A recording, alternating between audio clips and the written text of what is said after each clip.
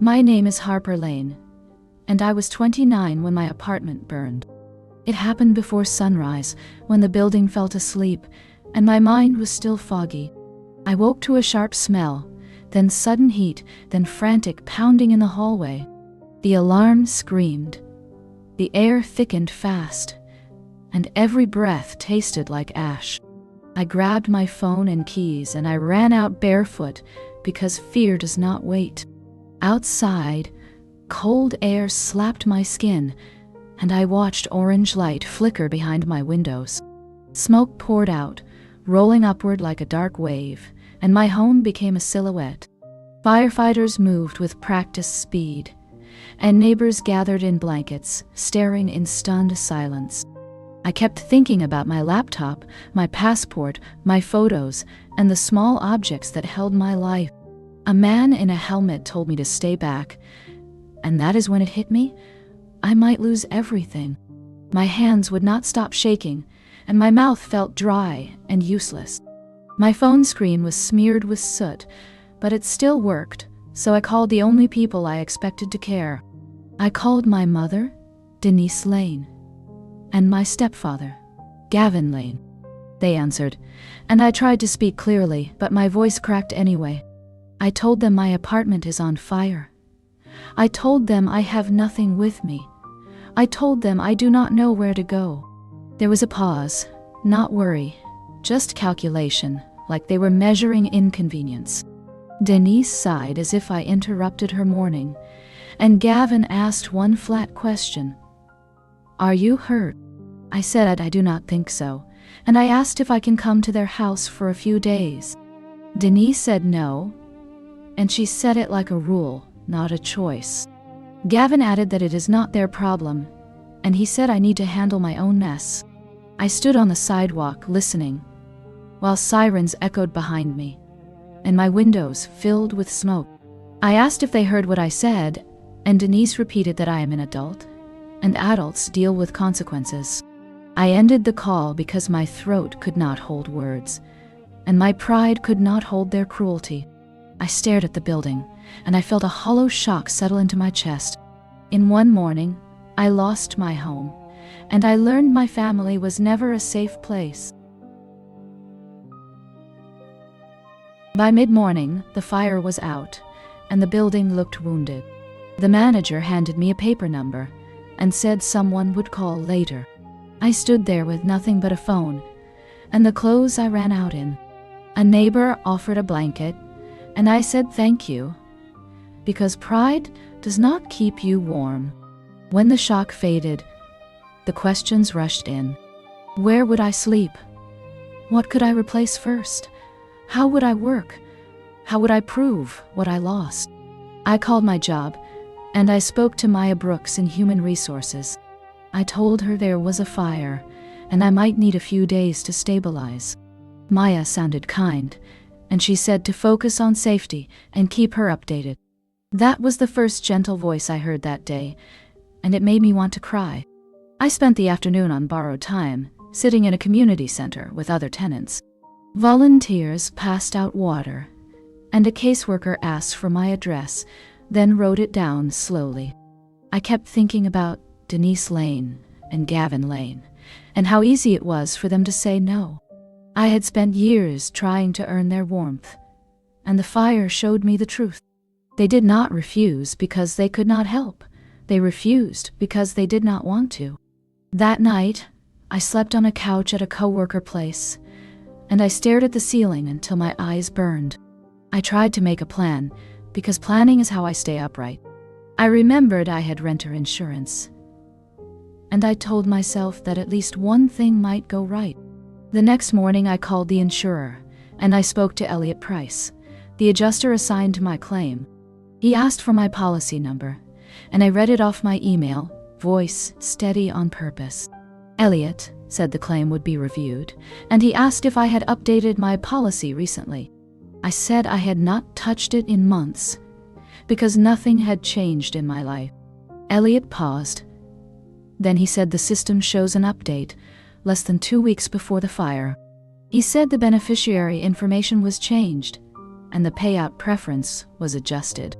My heart started pounding, because I did not do that, and I knew it. Elliot asked if I had authorized anyone, and I said no, and my hands shook again. He said he would flag it, and he would request a signature review. When the call ended, I sat very still, and I felt the first sharp edge of suspicion. The fire took my things, but something else might have taken my name. Elliot Price called back that afternoon, and his voice was more cautious. He said the update form included a signature, but it did not match the one on my original policy file. He said the new beneficiary names listed were Denise Lane and Gavin Lane, with full allocation. I felt like the room tilted, because it was too specific to be random. Denise and Gavin had refused me shelter. Then my own policy showed them as the people who benefit. Elliot asked if I could come in to sign an affidavit, confirming I did not authorize the change. I said yes, and I asked him to email everything he could legally share. When I saw the scanned form, my stomach turned. The signature looked like someone copying my handwriting, slow and unsure, like a costume. I forwarded the email to Maya Brooks because she had offered help, and I needed someone to know in case things got ugly. Maya replied quickly, and she told me to document everything and to avoid confronting anyone alone. Later that evening, a fire investigator called, and he introduced himself as Detective Caleb Ross. He asked if I could meet him at the site, because there were questions about the origin point. Well, I agreed, because I wanted answers, and I wanted them fast. At the building, Caleb walked me through what he had observed. He said the pattern suggested the fire did not behave like an accident. He said there were indicators of an accelerant, and the timing looked deliberate. He asked who had access to my apartment in the past week. I told him I had one spare key, and I kept it hidden inside my unit. Then I stopped, because I remembered something small and sharp. Denise had visited recently, and she had wandered around like she was bored, opening cabinets, asking about my bills, touching things she did not need to touch. I had brushed it off as her usual control. Caleb asked if Denise or Gavin had been inside alone, and I could not honestly say no. I told him I needed to think, and he told me to do exactly that. He said, "Memory returns in pieces, and details matter." When I left the site, my skin felt too tight, like my body knew what my mind was resisting. The fire, the policy change, the cold refusal, it all lined up in a way I did not want to see. 2 days later, Detective Caleb Ross asked me to come to the station. How aren't you? He said he had requested building footage, and he wanted me to view it with him. I sat in a small room with bright lights, and my hands were damp on the chair arms. Caleb played the clip from the hallway camera, and my throat went dry. I watched myself enter once, carrying groceries, normal and tired. Then I watched another figure enter, wearing a coat and a scarf, moving with purpose. Even with the angle, I recognized the posture, the hair, the way she held her shoulders. It was Denise Lane. She carried a large black bag into my apartment, and she stayed inside for several minutes. When she came back out, the bag was gone, and her hands were empty. Caleb paused the video, and he looked at me carefully. He asked if I am certain that is my mother, and I said yes, because denial could not change what my eyes saw. Caleb said this does not prove arson by itself, but it supports the insurance concern. Oh, he said if someone changed the policy, and someone entered the unit, and the fire shows signs of acceleration, then it becomes a pattern worth pursuing. He asked if Denise or Gavin had financial problems. I laughed once without humor, because they always acted above consequences. Still, I remembered Denise complaining about debt, and Gavin getting angry when bills came up. Caleb said he would subpoena additional records, and he advised me not to confront them yet. He also asked me to save every text, every voicemail, and every contact attempt. That same day I received a call from Maya Brooks, and her tone was protective. She said someone had contacted Human Resources, claiming to be worried about my mental stability. She said they suggested I might be imagining things because of trauma. Maya asked if I have any idea who would do that. I did not need long to guess.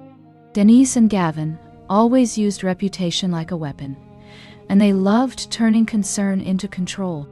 I thanked Maya, and I told her I am pursuing facts through proper channels. After the call, I sat on the edge of the couch, and I felt anger replace shock. The fire burned my home, but the next move was meant to burn my credibility. That was when I knew this was not just bad luck. This was a plan, and I was standing in the middle of it. Detective Caleb Ross told me we needed something Denise Lane could not talk her way out of, so I hired an attorney who knew insurance fraud. Her name is Serena Walsh, and she did not waste time with comfort. In her downtown office, she held the beneficiary change form under a bright lamp. Then she leaned closer, studying it like a map. "What?" She said. "The signature looks confident at first, but it is not natural." She pointed to tiny pauses where the pen hesitated. Then she compared it to my original signature on file. My real signature flows, because I have written it 1,000 times, but the forged one stutters, like a person copying from memory. Serena said she could bring in a forensic document examiner, and that expert could explain the hesitation marks in court, in language a judge understands. Then she said the part that made my stomach twist. The form was not mailed. It was submitted in person at the insurance office. That meant someone walked in, stood at a counter, and pretended to be me, or pretended to represent me. Serena had already requested visitor logs for that day, and she spoke to the clerk who processed the update. The clerk remembered a woman, middle-aged, brown hair, who said she was handling paperwork for her daughter, because her daughter was too busy with work. I felt my hands go cold, because that description did not feel random. Serena asked if that sounds like Denise, and I did not answer right away, because admitting it made the world tilt. She slid another paper toward me, a request for surveillance footage from the office lobby, and she said we would chase it properly. I left her office with a folder, and my chest felt tight, like every breath was a fight. That night, I replayed the hallway footage in my head. Denise walking in with a large black bag. Denise walking out with empty hands. If the policy was changed for money, and the fire was started on purpose, then the refusal call was not cruelty. It was a script. Denise and Gavin Lane did not want me in their house, because they wanted me displaced, desperate, and quiet. I sat on the couch in my borrowed room, and I realized I was not dealing with a family problem. I was dealing with a plan. The next day, Maya Brooks called me again, and her voice was careful. She said someone contacted Human Resources a second time, claiming they were worried about my behavior, and they suggested I might be imagining things after trauma. "Maya," said the caller, tried to sound compassionate, but the details sounded rehearsed, like a performance meant to create a paper trail. I asked if the caller gave a name, and Maya said yes, but it was a relative, not Denise Lane directly. The name was Samantha Lane, and my stomach dropped, because Samantha is the cousin who always carried messages for my mother. I told Maya I had an active investigation, and I had legal counsel, and I needed the company to document every contact. Maya agreed, and she said she would not let gossip become policy. After that call, I received a message from Denise, sweet on the surface, sharp underneath. She said she heard about the fire. She said she was praying for me, and she said I should stop accusing people, because it makes me look unstable.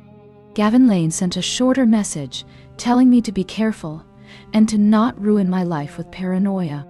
I did not reply, because Serena Walsh told me silence is safer than arguing. I forwarded everything to Serena, and I sent the same screenshots to Detective Caleb Ross. Caleb responded with one line, Keep every message. Do not confront them, and do not meet them alone. Later that afternoon, Elliot Price updated me on the claim. He said the insurer would not release funds until the beneficiary change was resolved, and until the fire investigation clarified the cause. That meant I was stuck in limbo, and Denise knew it. She liked limbo, because limbo makes people beg. I felt anger rise, hot and clean. My home was burned. My name was used. And now they were trying to paint me as unstable, so no one would listen. That night, I wrote down every date, every call, every visit, and every detail I could remember. I remembered Denise walking around my apartment 2 weeks before the fire, opening drawers like she owned them. I remembered her asking about my policy, casual and curious, like it was nothing. I remembered Gavin watching quietly, eyes flat, as if he was taking notes. I realized the sabotage was not only about money, it was about control. If they could make me doubt myself, then they could take everything and still call it my fault. Serena Walsh suggested a strategy that sounded simple, but it required nerve. She said Denise Lane and Gavin Lane were acting bold because they believed I had no proof. If we gave them a safe stage, they might reveal more than they intended. Detective Caleb Ross agreed, and he said they were already working on lab results and paperwork. But a clean confession, even partial, can lock a case in place. Serena told me to invite them to a family dinner and to frame it like peace. The idea made my skin crawl, but I understood the purpose. Control people like my mother cannot resist an audience, especially one where they think they can win. I sent a short message, written carefully, saying I wanted to talk and I wanted to stop conflict. Denise replied fast, and she sounded pleased, like she was already picturing my surrender. Gavin added that we should meet at their house because he said it was neutral, which was a lie, because their house was always their territory. Serena told me to insist on a restaurant instead, a public place, and to keep it calm. Caleb said his team could observe from a distance, and he told me to keep my hands visible, keep my phone recording, and do not accuse, just ask questions. Maya Brooks also advised me to keep work separate, and to take the next day off, because stress leaves fingerprints on your face. I chose a quiet place with booths, good lighting, and cameras near the entrance. When the time came, I walked in with Serena, and my heart hammered like it wanted out. Denise arrived wearing a soft sweater, smiling like a concerned mother, and Gavin followed with the calm posture of a man who thinks he cannot be touched. Denise reached for my hand and I pulled back gently because comfort was part of the trap. I asked one question, simple and steady. Why were you in my apartment for 3 hours the week before the fire? Denise blinked. Then she laughed lightly, and she said I was confused. It was 30 minutes, nothing more. I watched her eyes shift, just for a second, toward Gavin. Serena leaned forward and said, "We have footage." Denise's smile froze, and the air changed. That was the moment I knew. We were close to the truth, and the truth was going to hurt. Denise Lane tried to recover fast, and she said the footage proves nothing, because a mother can visit her daughter. Serena Walsh nodded once, like she agreed. Then she asked a quiet question. If it was a normal visit, why did you bring a large black bag, and why did you leave without it? Denise blinked, and her smile tightened. Gavin Lane cleared his throat. Then he said Denise was helping me clean, and the bag was trash. I kept my voice steady, and I asked what trash, because my apartment was not messy.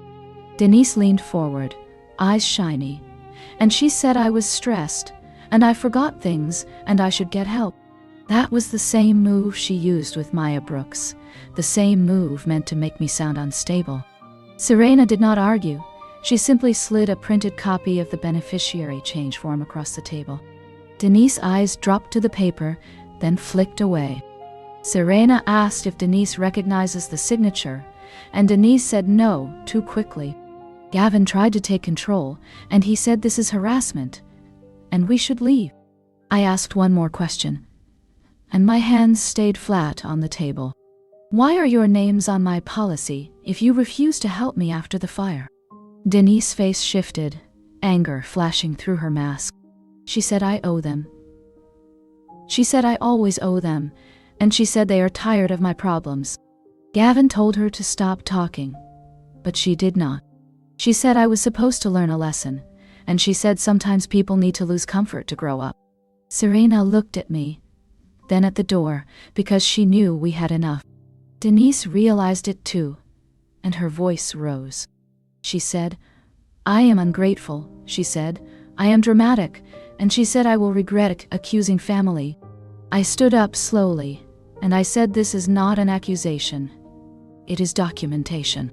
We walked out first, and I did not look back, because looking back is what they wanted. Outside, my legs felt weak, but my mind felt clear. Detective Caleb Ross called within minutes, and he said his team heard enough to move forward. He said to go home, lock my door, and let the process work. When I ended the call, I realized Denise and Gavin did not come to apologize. They came to manage the narrative, and they failed. The next morning, Detective Caleb Ross asked me to come to the station again. He said lab results supported accelerant use, and he said there was enough to act. Serena Walsh met me there, and she carried a folder with copies, timestamps, and certified records. Elliot Price from the insurance side also provided a statement, because the beneficiary chain showed clear signs of fraud. Caleb told me they would execute an arrest warrant for Denise Lane, tied to arson investigation and insurance fraud, and they would question Gavin Lane as well. My stomach turned, because even when you want justice, you still mourn what family should have been. Caleb asked me to keep my phone available, because they might need clarification. Then he told me to breathe, and he said this is why evidence matters. Later that afternoon, Maya Brooks texted me, and she said someone called Human Resources again, but this time the caller sounded panicked. Maya said it was Samantha Lane, and she was asking what the company knows, and if I told anyone. Maya refused to discuss, documented the call, and told her to stop. I thanked Maya, because she helped protect my job, while my own family tried to damage it. That evening, Caleb called and said Denise was taken into custody. He said she tried to cry, and she tried to act confused, and she tried to say she is a worried mother. Then he said something that made my skin go cold. Denise also tried to blame me, saying I set my own fire to get money. Caleb told her the evidence does not point at me, and the camera footage does not lie. He said, Gavin was in an interview room, and he was asking for a deal. He wanted to talk because he was afraid of prison more than he was loyal. When I hung up, I sat very still, and I listened to my own breathing. I did not feel triumph. I felt a quiet confirmation. I was not crazy. I was not imagining. And I was not alone. The plan they built to destroy my credibility was collapsing under its own weight. And for the first time since the fire, I believed I might get my life back. 2 days later, Serena Walsh called me with an update, and her voice was firm. Gavin Lane agreed to cooperate because he said Denise pressured him, and he said he was drowning in debt. He admitted they changed the policy for money, and he admitted Denise insisted the payout should go to them. He also said Denise entered my apartment to remove documents and valuables, so I would be confused and dependent. Detective Caleb Ross confirmed parts of that statement with records, and he said the pieces were aligning fast now.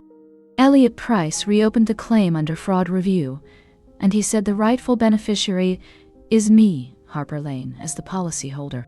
It was strange to hear my own name attached to protection, after weeks of being treated like I did not matter. Maya Brooks kept my workplace steady, and she told me the company supports me, and the harassment calls will be reported if they continue." I thanked her, and my voice shook because kindness still surprised me. Denise Lane was held on charges related to arson and insurance fraud, and the court issued a no-contact order. Serena said, "The order covers me directly, and any attempt to reach me can become another charge." I should have felt relief, but grief showed up too, because you can win a case and still lose a mother. Caleb told me the investigation would continue, but the main danger was reduced. He suggested counseling, and he said trauma does not end when the fire goes out. That night, I stood outside my temporary room, and I looked at the sky like it owed me something. I thought about my apartment, the photos, the small furniture, the little routines that vanished in smoke.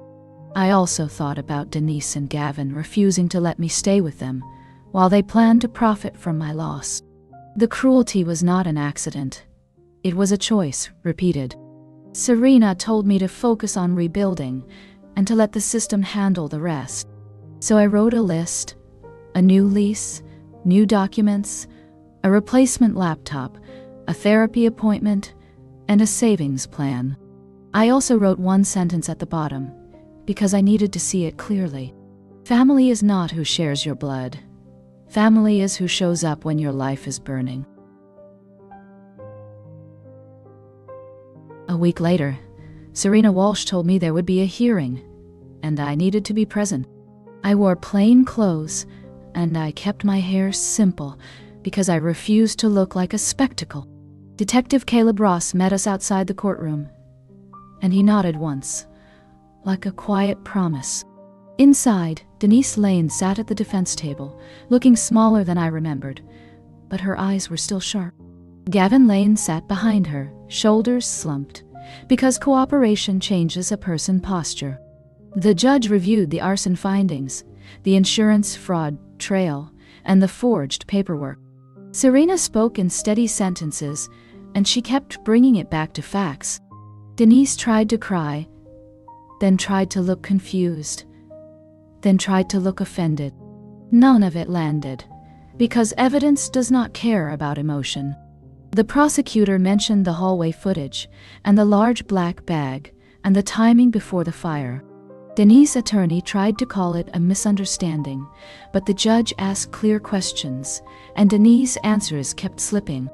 When the subject of the human resources calls came up, Denise's face tightened, because that was not motherly concern, it was sabotage. The judge issued stricter conditions, and he warned Denise that any contact attempt would carry consequences.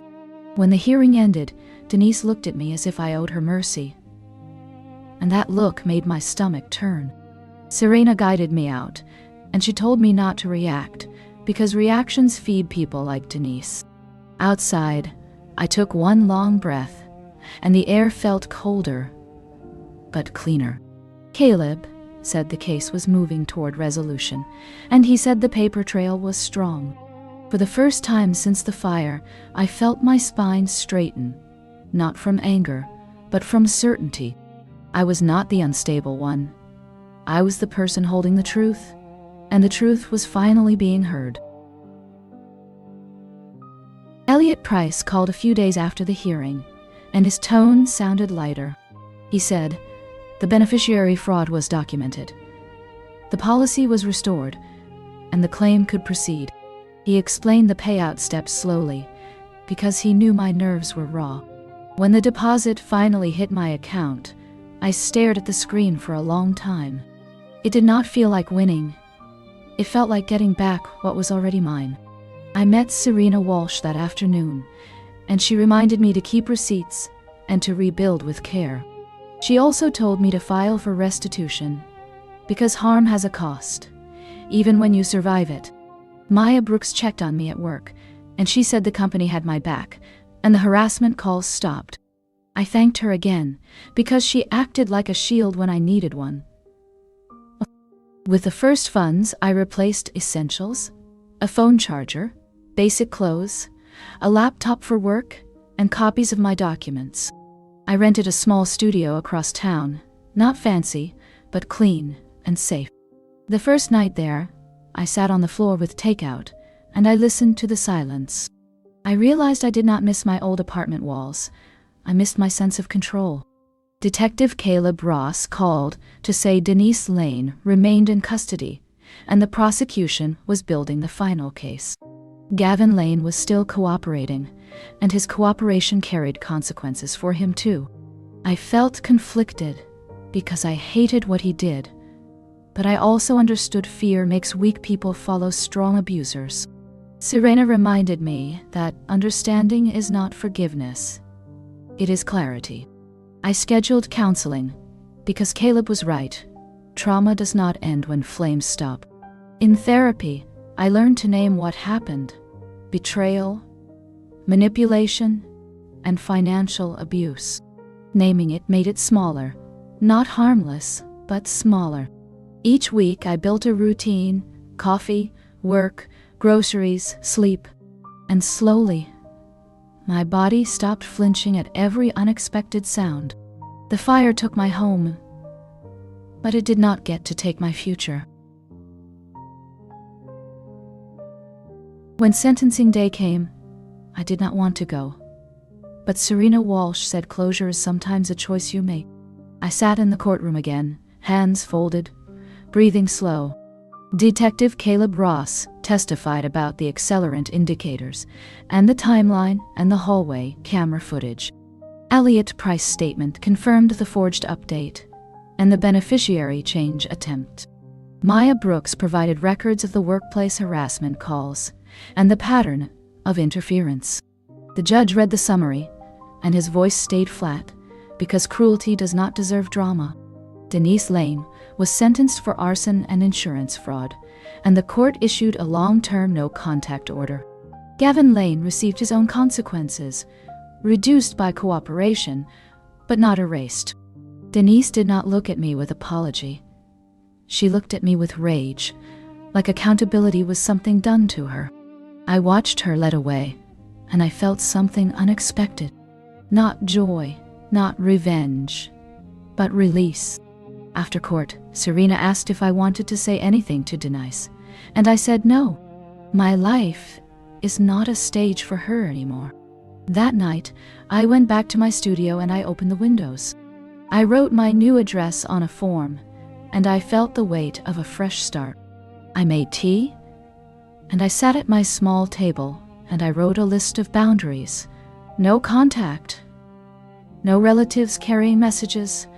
No pretending for peace. I also wrote a promise to myself. I will never beg for safety again. The fire showed me who Denise and Gavin truly are, and the investigation showed me who I am. I am the person who kept going, who gathered facts, who asked for help, and who refused to disappear. Family is not a title you inherit. Family is the people who protect you when you are vulnerable. I turned off the lights, locked my door, and the lock felt different now. It did not feel like fear. It felt like choice. In the weeks after sentencing, I learned what quiet can feel like. I still woke up too early sometimes, and I still checked the door twice, but my body started to believe the danger was not coming. Serena Walsh helped me finalize restitution paperwork, and she said I should treat it like a repair bill, not a moral debate. Detective Caleb Ross called once to confirm the case. File was closed and his voice sounded satisfied, not proud. He said, "I did the hard part. I stayed steady when people tried to shake me."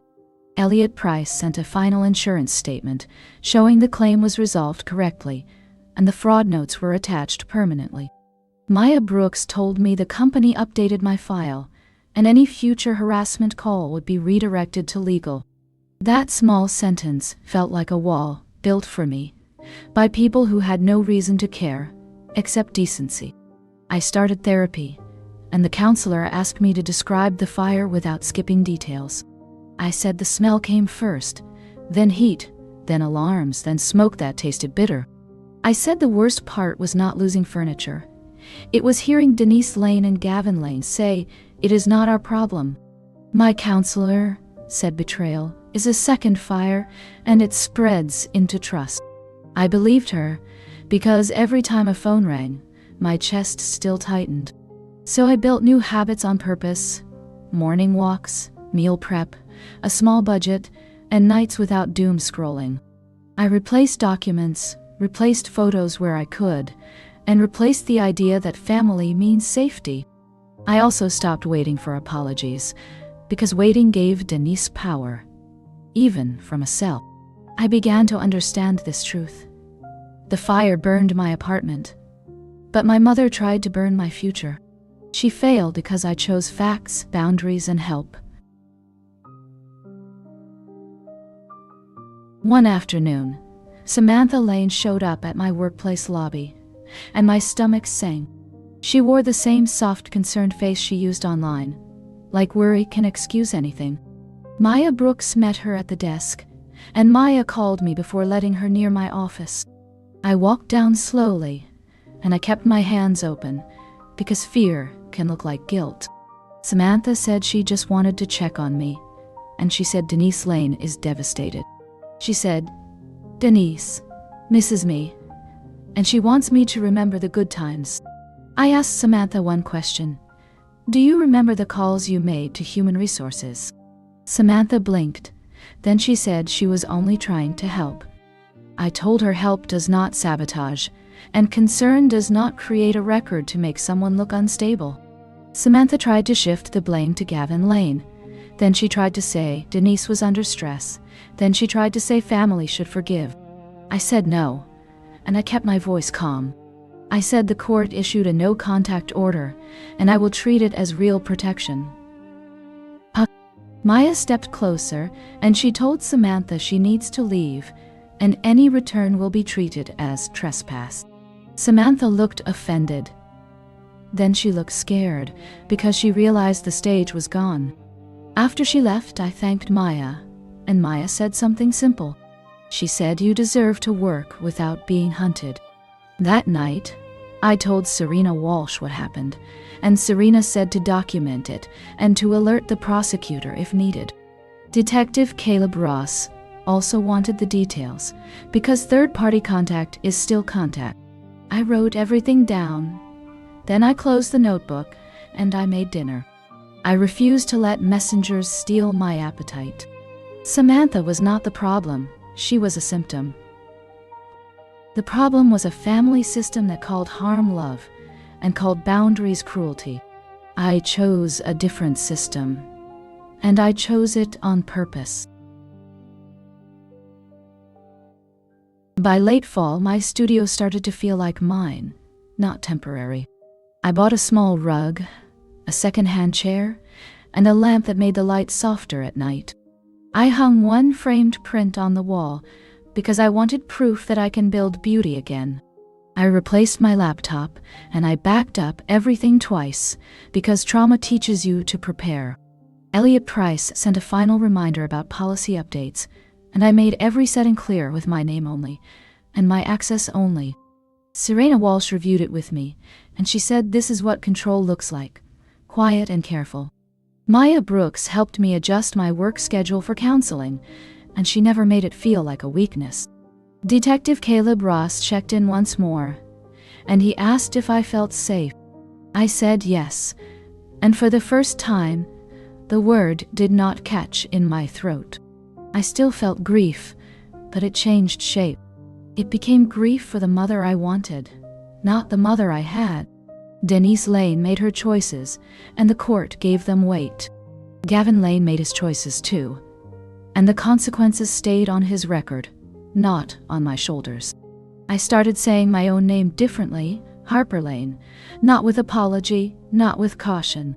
I practiced boundaries with small things, declining invitations I did not want, muting numbers that stressed me, and resting without guilt. One evening, I stood by my window and watched rain fall in the streetlight. I thought about the morning of the fire, and how I felt like the sky owed me something. Now I understood the sky owes nothing. But I owe myself protection. I turned away from the glass, locked my door, and the lock felt like a decision, not a fear. The fire took a building, but it did not take me. Near the end of the year, Serena Walsh forwarded me a letter that came through official channels. It was written in careful language, and it claimed Denise Lane wanted to take responsibility. It said she was sorry for misunderstandings, and it asked if I would consider contact after time. The word sorry sat on the page like a sticker, not like truth. The letter did not say I forged your signature. I changed your policy. I went into your apartment. I set a fire. I tried to ruin your job. It said mistakes were made, and stress was high, and family should heal. Serena told me I do not need to respond, and silence can be the cleanest answer. Detective Caleb Ross also advised me to keep the letter as evidence, because manipulation can evolve, even after conviction. I read the letter once, then I put it away, because reading it twice would only reopen smoke. Maya Brooks asked if I was doing okay, and I told her I am learning to be okay without closure from the wrong person. Elliot Price reminded me. My policy is secure now, and I set alerts for any future change request. That night, I sat at my small table with tea, and I thought about the old version of me, the one who would have rushed to explain, to fix, to soften. I realized Denise trained me to chase approval, and the fire was just the loudest lesson. Now I choose a different rule. Apologies that come with a request for access are not apologies, they are negotiations. Denise can sit with her choices, and I can live with mine. I wrote one sentence in my notebook, and it felt like a boundary carved in stone. I do not reopen doors that led to flames. Then I turned off the light, and I slept without my phone on my chest. For the first time in a long time. In therapy, my counselor asked me to name what Denise Lane did, without excuses. I said she committed fraud. She used my identity. She tried to profit from my loss, and she tried to make me look unstable. Saying it out loud felt harsh, but it also felt honest. The counselor said honesty is a form of safety because it stops you from rewriting harm into something smaller. I thought about Gavin Lane too, and how he cooperated only when he was afraid. I decided I can accept his cooperation as a fact, without turning it into forgiveness. Serena Walsh helped me close the civil side, and she said the paperwork is finished. The lines are firm, and the order stands. Detective Caleb Ross told me to keep living, because the best outcome is a life that is no longer shaped by the criminal. Maya Brooks invited me to lunch, and she said she respects how I handled everything quietly and with fact. I did not feel heroic. I felt tired, but I accepted the compliment anyway.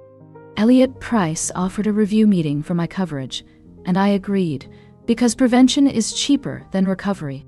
The strange thing is that my world became smaller in some ways. Fewer calls, fewer relatives, fewer fake traditions. But it also became wider in the places that matter. I made friends I actually trust. I built routines I actually like, and I stopped confusing chaos with love. One evening, I walked past a building where someone was grilling outside, and the smell of smoke hit my nose. My heart jumped, but then it settled, because I was safe, and I was present. I kept walking, and I did not look for danger in every shadow. That is what healing looks like, not a perfect mind, but a steady return to the moment. The fire tried to define me, but I refused. I am Harper Lane, and my life is not a payout. On the anniversary of the fire, I woke up early, not from panic, but from memory. I made coffee, and I stood by the window, watching the street wake up. I thought about the night my apartment burned, and how I called Denise Lane and Gavin Lane, believing they would open a door. I thought about hearing, "It is not our problem," while my life was still smoking. I also thought about the people who did show up, Serena Walsh with her steady voice, Detective Caleb Ross with his patience, Elliot Price with his documentation, and Maya Brooks with her quiet protection at work. None of them shared my blood, but they treated me like a person worth defending. That is what changed me. I no longer measure love by intensity. I measure it by consistency. I no longer chase approval. I choose safety. I keep my documents locked, my accounts protected, and my boundaries clear. I keep my circle small and my home calm. When I think of Denise, I do not feel rage like I used to. I feel distance, and distance is a gift. The court order still stands, and Serena says it will stand as long as I keep honoring it. I honor it because it keeps my life clean. I also honor the lesson because it is simple and it is true. People who burn your world will call it an accident, and they will call you unstable if you refuse to play along. You do not owe them your silence, but you also do not owe them your attention. You owe yourself a future. That afternoon, I went for a walk, and I passed a fire station, and I nodded at the building like it was an old scar. Then I went home, locked my door, and turned on a small lamp. The light was warm, steady, and chosen. After the fire, I did not just survive, I learned how to keep my own flame without letting anyone else use it to burn me.